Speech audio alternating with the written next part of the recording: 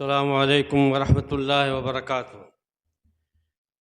ان الحمد للہ نحمده ونستعینه ونستغفره ونؤمن به ونتوکل علیہ ونعوذ باللہ من شرور انفسنا ومن سیئات اعمالنا من يهده اللہ فلا مضل له ومن يضلله فلا هادی له وأشهد أن لا إله إلا الله وحده لا شريك له وأشهد أن محمدًا عبده ورسوله يا أيها الذين آمنوا اتقوا الله حق تقاته ولا تموتن إلا وأنتم مسلمون يا أيها الناس اتقوا ربكم الذي خلقكم من نفس واحدة وخلق منها زوجها وبث منهما رجالا كثيرا ونساء واتقوا الله الذي تساءلون به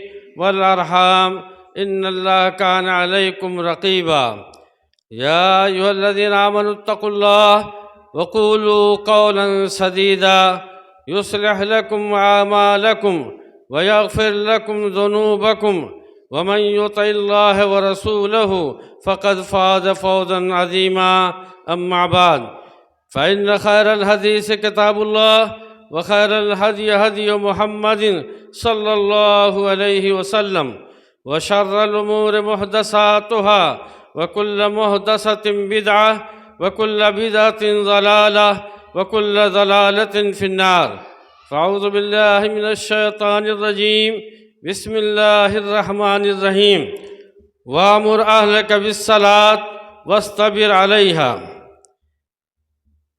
عزت مآب عالی جناب صدر اجلاس مولانا محمد مقتدی اعظمی عمری حفظہ اللہ، اسٹیج پر تشریف فرما، علماء کرام، عزیز طلبہ اور سامعین حضرات،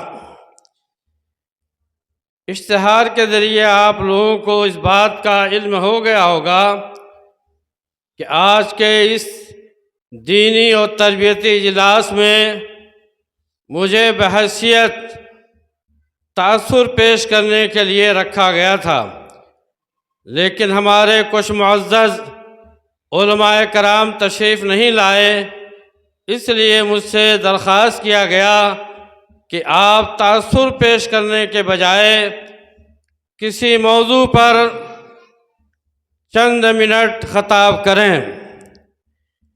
مولانا سعود صاحب مدنی حفظہ اللہ تشریف نہیں لائے ہیں اور ان کا عنوان تھا تربیت اولاد۔ میں نے یہ سوچا کسی موضوع پر چند منٹ آپ سے گفتگو کی جائے۔ ہم سے پہلے چند مقررین آپ حضرات کے سامنے تشریف لائے اور انہوں نے اس عنوان پر کچھ نہ کچھ گفتگو کیا۔ میں چاہتا ہوں کہ چند منٹ میں بھی آپ کو اس سلسلے میں کچھ باتیں عرض کر دوں۔ اللہ رب العالمین نے قرآن مجید کے اندر مومنوں کو خطاب کرتے ہوئے فرمایا، یا ایھا الذین آمنوا قوا انفسکم واہلیکم نارا وقودھا الناس والحجارہ، اے ایمان والو تم اپنے آپ کو اور اپنے اہل و عیال کو جہنم کی آگ سے بچاؤ جس کے ایندھن انسان اور پتھر ہیں۔ اس آیت کے اندر ہم تمام لوگوں کو اس بات کی تعلیم دی گئی ہے کہ پہلے ہم اپنی اصلاح کریں، اپنی اصلاح کے بعد اپنی آل اولاد کی اصلاح کریں، تب جا کر کے ایک صالح معاشرہ وجود میں آئے گا۔ اللہ کے نبی محمد رسول اللہ صلی اللہ علیہ وسلم کی تعلیمات ہمیں یہ بتاتی ہیں کہ ہمیں اپنی اولاد کی تربیت کیسے کرنا چاہیے۔ اولاد یہ اللہ تعالیٰ کی بہت بڑی نعمت ہے۔ وہ لوگ جو صاحب اولاد نہیں ہیں، ذرا آپ ان سے پوچھیں کہ ان کو اولاد کی کتنی تمنا اور خواہش ہوتی ہے، اور جو صاحب اولاد ہیں ان کو اولاد کی وجہ سے کتنی مسرت اور شادمانی ہوتی ہے۔ قرآن مقدس کے اندر حضرت زکریہ علیہ السلام کا بھی ذکر ہے، قرآن مقدس کے اندر حضرت ابراہیم علیہ السلام کا بھی تذکرہ ہے۔ حضرت زکریہ علیہ السلام بوڑھے ہو گئے تھے، کوئی اولاد نہیں تھی، بڑی آرزوئیں اور تمنائیں تھیں، بڑی خواہش تھی۔ انہوں نے اللہ رب العالمین سے اولاد کے لیے دعا کیا، اللہ رب العالمین نے آپ کو اولاد سے نوازا۔ اسی طرح سے حضرت ابراہیم علیہ السلام بھی بوڑھے ہو گئے تھے، کوئی اولاد نہیں تھی، انہوں نے اللہ رب العالمین سے دعا کیا، رب ہب لی من الصالحین، اے اللہ تو مجھے نیک اور صالح اولاد عطا کر۔ اللہ رب العالمین نے انہیں بشارت دی، فبشرناہ بغلام حلیم۔ اللہ رب العالمین نے انہیں ایک بردبار لڑکے کی بشارت دیا، اور آپ کے 2 بچے پیدا ہوئے، ایک حضرت اسماعیل علیہ السلام، دوسرے حضرت اسحاق علیہ السلام۔ کہنے کا مطلب یہ ہے کہ اولاد یہ بہت بڑی نعمت ہوتی ہے جس کی آرزو و تمنا ہر ایک کو ہوتی ہے، لیکن جہاں قرآن حدیث کے اندر ماں باپ کے فضائل بیان کیے گئے ہیں، ان کی اہمیت بیان کی گئی ہے، اور یہ کہا گیا ہے کہ اولاد اپنے ماں باپ کا احترام کرے، وَلَا تَقُلْ لَهُمَا اُفٍّ وَلَا تَنْهَرْهُمَا وَقُلْ لَهُمَا قَوْلًا كَرِيمًا، کہ اپنے ماں باپ کا ادب کیجئے، ان کا احترام کیجئے۔ اگر وہ کسی بات پر ناراض ہو جائیں تو کبیدہ خاطر نہ ہوں، وَلَا تَقُلْ لَهُمَا اُفٍّ، اف تک نہ کہیے، انہیں ڈانٹیے، انہیں جھڑکائیے نہیں، بلکہ ان کے ساتھ ادب کے ساتھ پیش آئیے۔ لیکن وہیں ایک باپ کی بھی ذمہ داری ہے کہ باپ اپنے بیٹوں کی تعلیم و تربیت پر پوری توجہ دے۔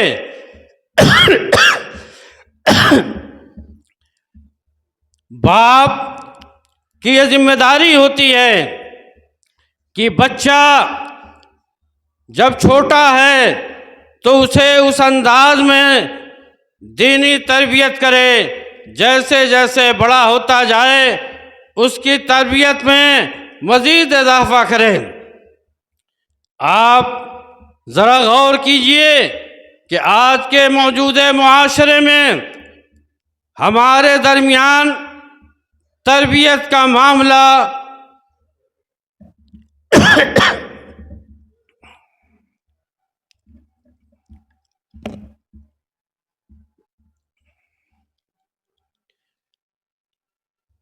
آج کے معاشرے میں ہمارے درمیان تربیت کا تصور ہی ختم ہوتا جا رہا ہے۔ باپ کو اپنی اولاد کی کوئی فکر نہیں، ماں کو اپنی اولاد کی کوئی فکر نہیں، بچہ کہاں جا رہا ہے، کس کے ساتھ کھیل رہا ہے، کون سی حرکت کر رہا ہے، ہمیں اس کی ذرا سا بھی فکر نہیں ہے۔ ہم نے اپنی اولاد کی محبت میں اسے آزاد کر دیا ہے، اور اس آزادی کا نتیجہ یہ ہے کہ ہمارے چھوٹے چھوٹے بچے مدرسوں میں جانے کے بجائے، تعلیم حاصل کرنے کے بجائے، وہ جو ہے اوباش بچوں کے ساتھ کھیلتے ہوئے نظر آتے ہیں۔ رات کے اندھیروں میں آپ بازاروں میں جائیں، گلی کوچوں میں جائیں تو چھوٹے چھوٹے بچے آپ کو موبائل سے کھیلتے ہوئے نظر آئیں گے۔ یہ موبائل ہماری اولاد کی تباہی کا ذریعہ ہے، جس پر ماں باپ کو خصوصی توجہ دینے کی ضرورت ہے۔ لیکن آج ماں باپ کا حال یہ ہے کہ بچہ روتا ہوا گھر میں آتا ہے کہ محلے کے بچوں کے ہاتھ میں موبائل ہے اور اس کے اندر گیم دیکھتے ہیں، طرح طرح کی چیزیں دیکھتے ہیں، میرے پاس موبائل نہیں ہے، مجھے موبائل چاہیے۔ جب بچہ رونے لگتا ہے تو ماں باپ ایک خطیر رقم نکال کر کے بہترین قسم کی موبائل خرید کر کے ان کو تھما دیتے ہیں، اور اس کا نتیجہ کیا ہوتا ہے کہ بچہ موبائل کے اندر ایسی فحش چیزیں دیکھتا ہے کہ آپ تصور نہیں کر سکتے۔ یہ معاشرہ کیسے صحیح معاشرہ بنے گا اور یہ دینی معاشرہ بنے گا؟ مقامی جمعیت اہل حدیث جو ہر ماہ دعوتی اور تربیتی پروگرام کرتی ہے، ان کا یہی مقصد ہے کہ ہمارے معاشرے میں جو بے حیائی اور برائی پھیلی ہوئی ہے اس پر قدغن لگایا جائے، اسے روکا جائے اور لوگوں کو باز رکھا جائے۔ لیکن یہ چیز کب ہوگی؟ جب تک کہ ماں باپ کے اندر دینی احساس نہیں پیدا ہوگا۔ آج ہمارے ماں باپ کے دینی شعور بیدار نہیں ہے، جس کے نتیجے میں یہ ساری خرابیاں معاشرے میں پیدا ہو رہی ہیں۔ میرے بھائیوں، اللہ رب العالمین کے ہاں آپ سے آپ کی اولاد کے بارے میں پوچھا جائے گا۔ ہم نے آپ کو اولاد جیسی نعمت دیا تھا، آپ نے اس کی تربیت کیا یا نہیں، ان کو صحیح راستے پہ لگایا نہیں، ان کو دینی تعلیم دلایا یا نہیں؟ اگر اس معاملے میں ہم کورے رہے تو اللہ کے ہاں ہمیں ندامت و شرمندگی اٹھانی پڑے گی۔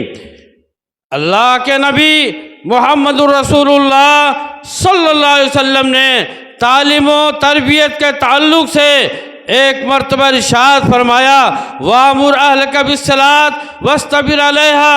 یہ اللہ رب العالمین کا حکم ہے قرآن مجید کے اندر کہ اللہ رب العالمین کہہ رہا ہے کہ تم اپنی اولاد کو نماز کا حکم دو اور خود بھی اس کی پابندی کرو۔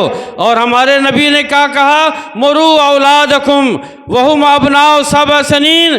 تم اپنی اولاد کو نماز کی تعلیم دو، نماز کا حکم دو جب وہ 7 سال کے ہو جائیں۔ وَاضْرِبُوهُمْ عَلَيْهَا وَهُمْ أَبْنَاءُ 10 سنین۔ اور اب تمہارے بچے جب 10 سال کے ہو جائیں تو انہیں مار مار کر کے مسجد میں لاؤ۔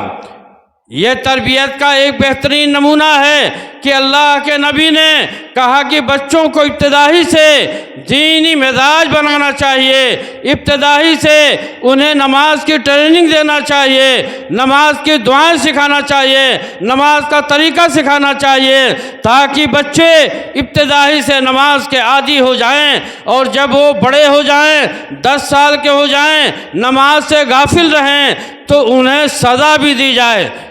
کسی بھی دین کے معاملے میں نہ قرآن کے اندر مارنے کا حکم ہے، نہ حدیث کے اندر مارنے کا حکم ہے، لیکن نماز ایک ایسی عبادت ہے کہ اگر نماز سے کوئی غفلت برت رہا ہے تو اس پر سزا دینے کا بھی حکم موجود ہے۔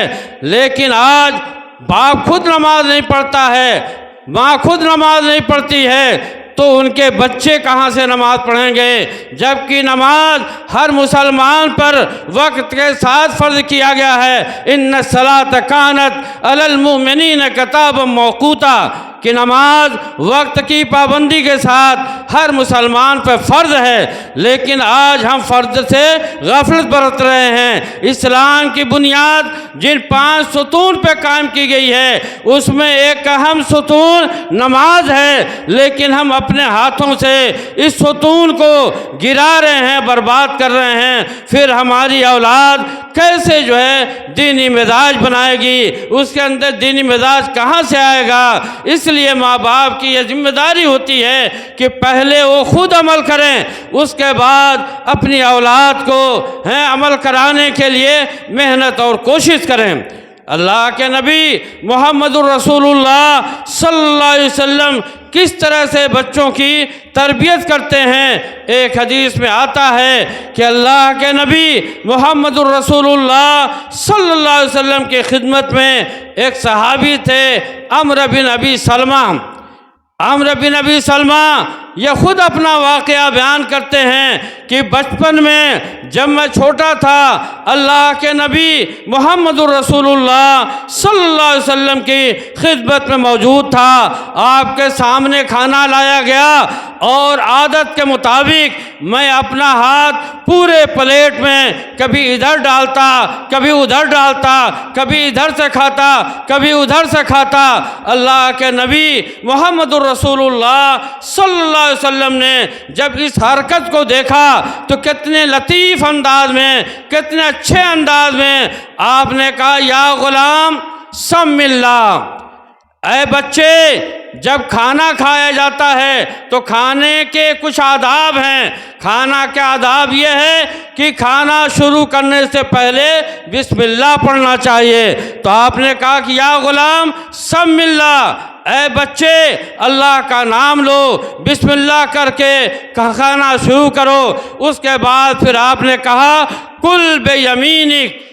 دوسری نصیحت آپ نے یہ کیا کہ کھانا داہنے ہاتھ سے کھانا چاہیے، بائیں ہاتھ سے کھانا شیطان کا کام ہے۔ تو آپ نے دوسری تعلیم یہ دیا کہ بیٹے بسم اللہ کر کے کھانا کھاؤ اور داہنے ہاتھ سے کھاؤ۔ وَكُلْ مِمَّا يَلِيكَ۔ اور تیسری تعلیم آپ نے یہ دیا کہ کھانا سامنے سے کھانا چاہیے، آگے سے ادھر ادھر سے نہیں کھانا چاہیے۔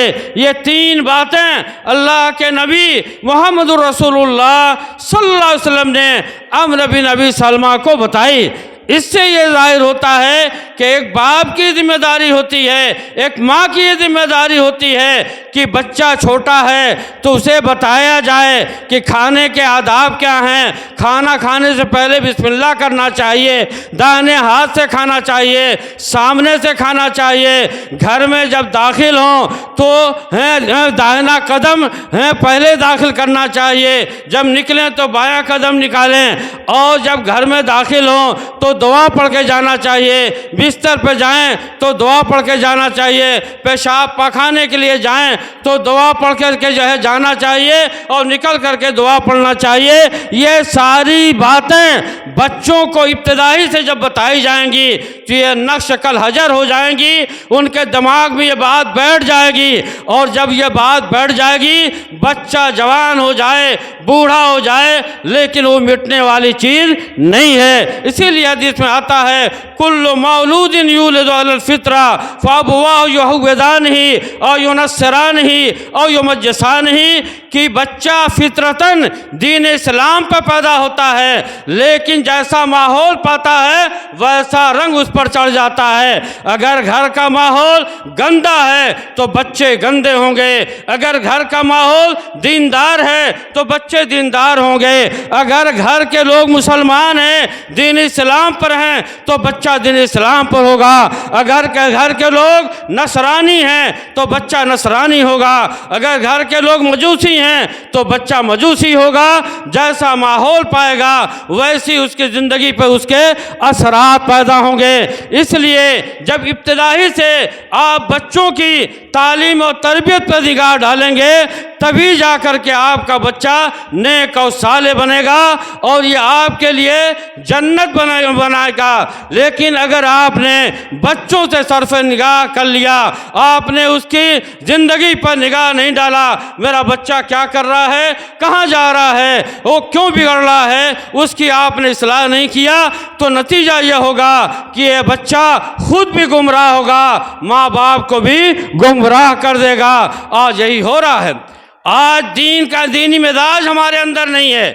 آج حال یہ ہے कि हम अपने बच्चों को दीनी मदारिस में भेजते हुए अपनी तौहीन समझते हैं। हमारा बच्चा मदरसे में जाएगा, मकतब में जाएगा, कुरान पढ़ेगा, दीनियात पढ़ेगा, मुल्ला बनेगा, वो तरक्की कैसे करेगा?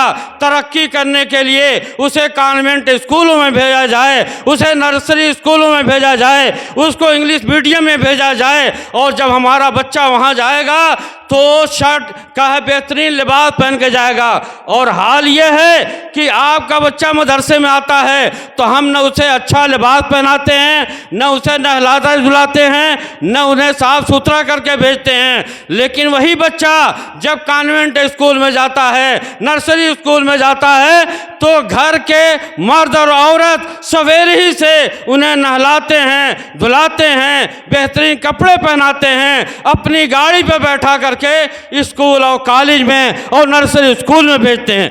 आपका बच्चा जो नर्सरी स्कूल में जा करके तालीम हासिल करता है, क्या उसे दीन आएगा? क्या उसे दीन की बातें बताई जाएंगी? क्या उन्हें कुरान की तालीम दी जाएगी? क्या उन्हें हदीस की तालीम दी जाएगी? क्या उन्हें इस्लाम बताया जाएगा?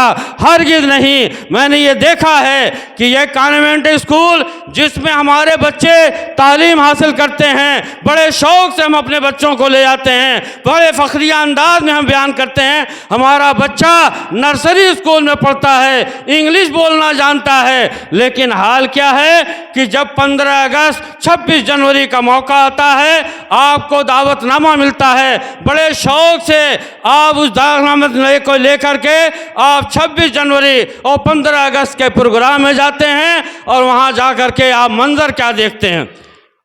आपका बच्चा, आपकी बच्ची स्टेज पर डांस करती हुई नजर आती है और आप उसे रुपया देते हैं, पैसा देते हैं, हिम्मत अफजाई करते हैं। कितने अफसोस का मकान है कि आज का मुसलमान जो अपने आप को मुसलमान कहता है, ऐसी मजलिसों में कसरत से जाता है, उन्हें इनाम भी देता है और फखरिया अंदाज में बयान करता है, मेरी बच्ची ने बड़ा ही अच्छा डांस पेश किया।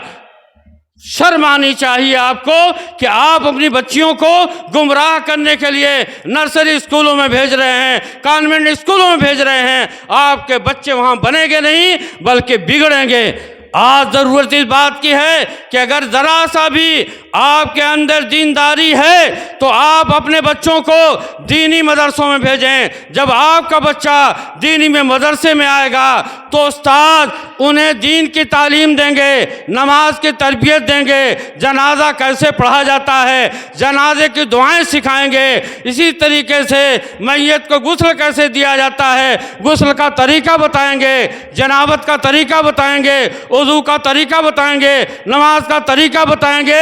ये सारी बातें बताएंगे और साथ ही साथ ये भी बताएंगे कि पड़ोसी के हुकूक क्या होते हैं, माँ का हक क्या होता है, बाप का हक क्या होता है, अज़्ज़ो अकारिब का क्या हक होता है। यानी सारी बातें उन्हें दर्जे 5 तक पहुँचते पहुँचते सारी बातें उनको बता दी जाएंगी। और ये बच्चा जब दीनी मदरसों से निकलेगा, 5 पास करके निकलेगा, तो उसे कुरान की आयतें भी याद होंगी, उन्हें दुआएं भी याद होंगी, नमाज का तरीका भी मालूम होगा, माँ बाप के अदब का तरीका भी मालूम होगा और दीनी एक मिजाज रहेगा। अब उसके बाद आप आगे की तालीम दिलाना है, आप अरबी की तालीम दिलाइए। मैं ये नहीं कहता कि आप अपने बच्चों को अंग्रेज़ी तालीम न दीजिए, यकीनन आप अपने बच्चों को असरी स्कूलों में भेजिए, लेकिन कब भेजिए? जब आपका बच्चा जो दीनी मदरसों से तालीम हासिल कर ले तो फिर आप उसका एडमिशन कराइए, बीए में कराइए, इंटर में कराइए और इसी तरीके से एमए में कराइए। यह बच्चा जब दीन सीख करके उन स्कूलों में जाएगा, उन यूनिवर्सिटियों में जाएगा तो उसका मिजाज दीनी रहेगा और कभी वो गुमराह नहीं होगा। इसलिए मेरे भाइयों, अपना मिजाज बदलिए, अपने बच्चों को मकतब में ले आइए, दीनी मदारिस में ले आइए, उन्हें दीनी तालीम दिलाइए, वरना आप अल्लाह के यहाँ जवाबदेह होंगे। इन्हीं चंद कलमात के बाद मैं अपनी बात को ख़त्म करता हूँ और उम्मीद रखता हूँ कि आप हजरात अपने नफ्स का मुहासबा करेंगे और जो लोग अपने बच्चों को दीनी मदारिस में भेजना अपनी तौहीन समझते हैं, आइंदे उससे रुजू करें। اور اپنے بچوں کو ان کانوینٹ اسکولوں سے نکال کر کے جہاں انہیں ڈانسر بنایا جاتا ہے ان کو دینی مدرسوں میں بھیجے تاکہ آپ کا بچہ دیندار بنے اور ماں باپ کی اطاعت گزار اور ان کا خدمت گزار بنے۔ اقول قولی ھذا استغفر اللہ لی ولکم ولسائر المسلمین واستغفر انہ هو الغفور الرحیم۔ السلام علیکم ورحمۃ اللہ وبرکاتہ۔